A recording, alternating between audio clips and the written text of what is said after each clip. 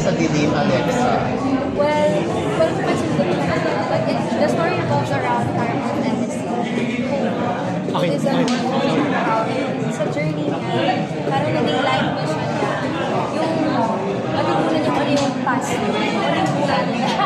And with all of that happening, doon niya mamimit yung character.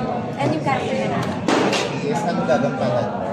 I'm just a girl. Standing character.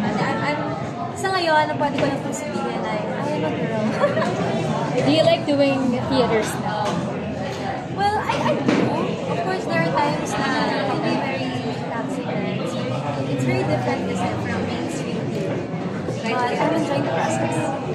And also, are we looking forward to, seeing more of you sa theater this year? Or Well, it's not something I've thought of yet. But kung saan naman po may trabaho, doon na mapupunta.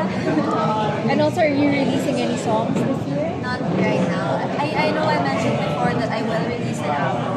But I think I'm going to put a pause on that. And focus on other things like this. I only wanted to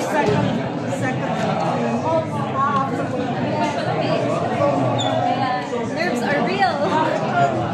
2 years in the making next one. Well, after ko po kasi na walang nagkaroon po ako ang dami na rin po naging offers no, like for this album, for other places, social invited. Hindi ko ako nakaabot sa mga audition. Kisali ako rin. So, ito lang po talaga yung sumot sa timing. I'm here. Gano'n ka ka-excited, Alexa, for this theater?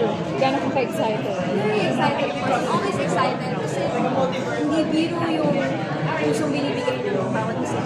Iba rin yung the heart, the soul, the blood, sweat, tears, and nabalian.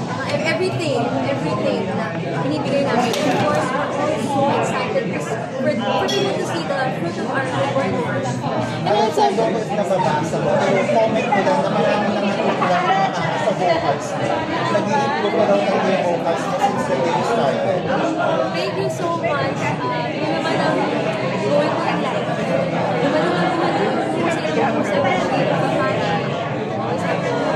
Yourself, make sure you're better than your last service. Thank you so much. Alexa, without spoiling, how challenging is the role for you?